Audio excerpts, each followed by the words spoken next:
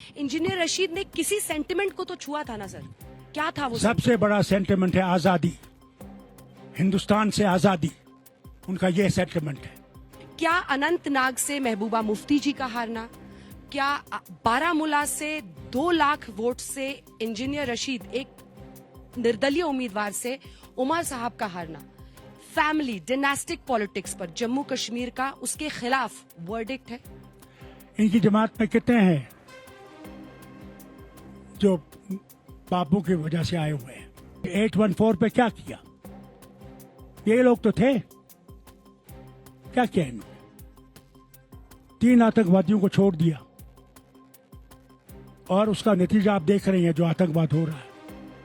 मैंने उस वक्त भी इनसे कहा था मत कीजिए, नहीं माना। पर वो ये गलतियों पे गलतियां करते जाएंगे और वो समझते कि भारत को मजबूत करेंगे। कमाल है। पर वही आतंकी आज पाकिस्तान में बैठे हैं सर, और आप कहते हैं कि पाकिस्तान से बात होनी चाहिए। नहीं तो आप क्या करेंगे? बात मत करिए। पर चीन से क्यों बात कर रहे हैं?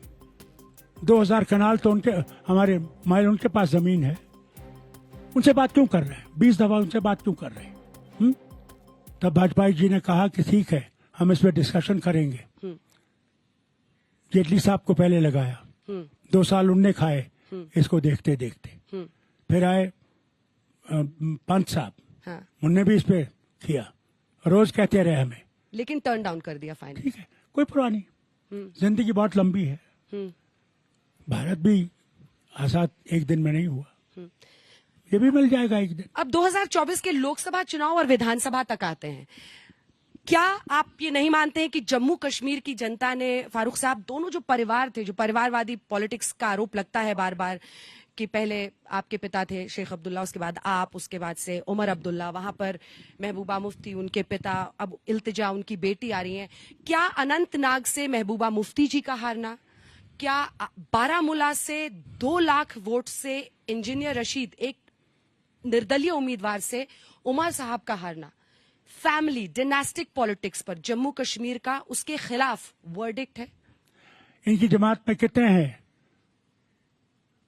जो बापू की वजह से आए हुए हैं? वो तो आप गिनती ही नहीं है। क्या ये बिल्कुल साफ धुले हुए हैं कि इनका कोई ऐसा नहीं है जो फैमिली से आया हुआ है और आता रहा है? आरोप लगाना बहुत अच्छा है, मगर जब आरोप लगाते हो 3 उंगलियां अपनी तरफ भी देखा करो कि तुम कहां पे हो। पर अब जानना चाहते हैं फारूक साहब कि आपकी अनुभवी नजरों से आपने उमर साहब को मनाया, कैसे मनाया? उन्होंने तो कहा था कि जब तक राज्य का दर्जा नहीं मिलता है मैं चुनाव नहीं लड़ूंगा, मैं एलजी को नहीं कह सकता उनके दफ्तर के बाहर बैठकर कि साहब मुझे डीजी को बदलना है, इजाजत दीजिए, मैं नहीं करूंगा।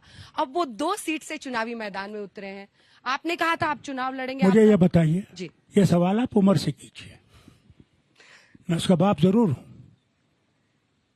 मगर उसने देखा, फैसलों में शामिल नहीं। उसे देखा हाँ। कि अगर यहां की स्थिति को बदलाना है तो उसने उसको छोड़ देना है, इस वतन को इस मुश्किल वक्त से निकालना है, इस गवर्नमेंट राज से इसे निकालना है, पर यहां लोगों का राज लाना है। लोग 4 गवर्नमेंट के एडवाइजर गवर्नर साहब के, वो 90 का काम नहीं कर सकते। इंजीनियर रशीद निर्दलीय उम्मीदवार जिन्होंने उमर साहब को हराया, वो अभी चुनाव प्रचार के लिए पहुंच गए हैं। मुबारक हो, मैं दिल्ली को मुबारक करता हूं। एक तरफ से उसको छोड़ देते हैं, दूसरी तरफ से उनका रायना जो प्रेसिडेंट है बीजेपी का जम्मू में, वो खत भेजता है या सबको जो उनके पार्टी के हैं इसको सपोर्ट करना, तो ये तो उन्हीं का उम्मीदवार है ना। पर बीजेपी के सपोर्ट से थोड़ी इंजीनियर रशीद जीत सकते हैं। सर मैं आपसे कह रहा हूं, फिर उनको खत लिखने की क्या जरूरत थी? क्या लिखने की जरूरत थी? वो तो निर्दलियों को मनाने की कोशिश कर रहे हैं, मामला फंसा वसा तो यही सब काम आएंगे, इतने सारे यही तो इन्होंने पहले किया। फेज में सर 92 यही तो इन्होंने निर्दलीय, किया। पहले फेज में IC 92। 814 पे क्या किया? ये लोग तो थे, क्या किया इन्होंने? 3 आतंकवादियों को छोड़ दिया और उसका नतीजा आप देख रहे हैं जो आतंकवाद हो रहा है। मैंने उस वक्त भी इनसे कहा था मत कीजिए, नहीं माना। पर वो ये आतंकी गलतियों पे गलतियां करते जाएंगे और वो समझते कि भारत को मजबूत करेंगे। कमाल है। पर वही आतंकी आज पाकिस्तान में बैठे हैं सर, और आप कहते हैं कि पाकिस्तान से बात होनी चाहिए। नहीं तो आप क्या करेंगे? बात मत करिए। फिर चीन से क्यों बात कर रही हैं? 2000 कनाल तो उनके, हमारे माइल उनके पास जमीन है, उनसे बात क्यों कर रहे हैं? 20 दफा उनसे बात क्यों कर रहे हैं? वो तो हमारी जमीन पे बैठे हुए हैं। पाकिस्तान को पॉलिटिकली आइसोलेट करना, और जो हालत और हश्र उस देश की इस वक्त है, वैसे भी वो अपने ही अंदरूनी मसलों से नहीं जूझ पा रहे हैं, तो ये तो एक शगुफा देने के बराबर है। वाजपेयी साहब ने ये कहा था, मैं था वजीर आला यहाँ टंगधार में, दोस्त बदलाए जा सकते हैं, पड़ोसी बदलाए नहीं जा सकते। उनके साथ या तो दोस्ती से रहेंगे, दोनों तरक्की करेंगे, दुश्मनी में रहेंगे, तरक्की कमजोर हो जाएगी।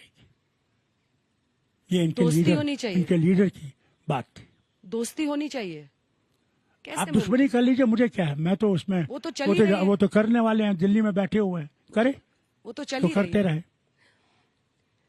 वापस मैं निर्दलियों वाले मुद्दे पर आपसे आना चाहती हूँ। पहले फेज में 92 निर्दलीय हैं 24 सीटों में, दूसरे फेज में 122 निर्दलीय हैं। आप कहते हैं सारे के सारे बीजेपी के प्रॉक्सी हैं।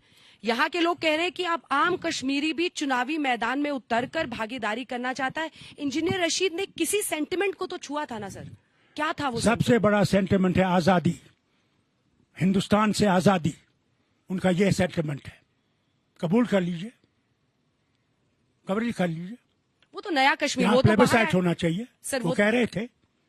पर जब उनको उनके बच्चे निकले मैदान में, क्या मांगते थे? हम चाहते हैं आजादी।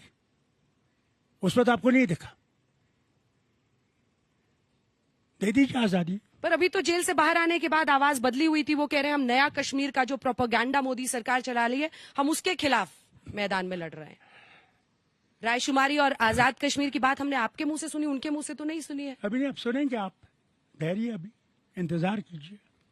आपको लग रहा है कि लगने में थोड़ा सा वक्त लगता है। आपको ऐसा लग रहा है कि ऐसे हार्डलाइनर्स इस मौके का फायदा उठाएंगे अपना एजेंडा पुश करने के लिए, इंडिपेंडेंट्स बन के चुनावी मैदान ये में लोगों तक है। लोग उसको कबूल करते या नहीं करते, लोगों पे छोड़ दीजिए। आप और मैं इसका फैसला नहीं कर सकते। अच्छा ये बताइए, आपने अपने बेटे पे तो कहा कि आप उमर से पूछिए, आप अपना तो बता दीजिए, आप क्यों नहीं चुनाव लड़ रहे? आपने पहले कहा था, पहले दिन जब डेट्स अनाउंस हुआ था, आपने कहा था मैं चुनाव लड़ूंगा। क्योंकि मेरा बेटा उस वक्त तैयार नहीं था। मतलब बात हो रही है घर में। ये कोशिश की कि कोई होना चाहिए जो इसको मैदान को आगे चला सके, हमारी मुहिम को आगे चला सके, हमें इस नफरत से निजात दे जहां आज वतन में हिंदू और मुसलमान को बांटा जा रहा है, सिख और ईसाई को बांटा जा रहा है। मैंने वो हिंदुस्तान नहीं देखा आज तक। आज देख रहा हूं, आज देख रहा हूं कि कैसे हमारा वजीर आजम हिंदुस्तान का ये कहता है मुसलमान घुसपैठिया है, ये कहता है अगर इसके पास मंगलसूत्र है वो मुसलमानों में दिया जाएगा, ये कहता है कि अगर इसके पास 2 भैंसें हैं एक मुसलमान को दी जाएगी, ये भी कहता है कि अगर 2 घर हैं एक मुसलमान को दी जाती। क्या कभी आपने ऐसे प्रधानमंत्री उस सुना? नेहरू भी था, शास्त्री भी था, इंदिरा गांधी जी भी थी, नरसिम्हा राव भी थे। कभी सुना आपने ऐसी जबान? प्रधानमंत्री उसके बारे में आप कुछ नहीं कहेंगे क्योंकि आप मीडिया पे उसका दबाव इतना सख्त है, मैं बयान नहीं कर सकता। अगर दबाव सख्त होता सर तो डल झील के किनारे फारूक अब्दुल्ला से हम जो फायर ब्रांड नेता सामने, मगर देखिए सिक्योरिटी कितनी है। आपको मंच दे रहे हैं, आप बात कर रहे हैं, आप लोग यहाँ कराइए की बात करते हैं। जामा मस्जिद में कराइए ना, मैं भी देखता हूँ। चलिए सर आप भी कराइए, चलिए वहाँ चलते हैं। नहीं आप करिए। हाँ जरूर करेंगे। आपने यहाँ चूज किया, वो दिन भी आएगा जब वहाँ भी शो करेंगे और आपको जरूर आमंत्रण। हम लोग होंगे हुकूमत में, ये देखना। चलिए ये आपका दावा है, ये आपका दावा है। इस बार के रिजल्ट मेरा दावा नहीं है। हाँ। मैं जानता हूँ जितना आप नहीं जानती उतना मैं जानता हूँ। ठीक है, अब देखते हैं इस बार रिजल्ट क्या आता है। देखिए। हाँ जरूर देखेंगे।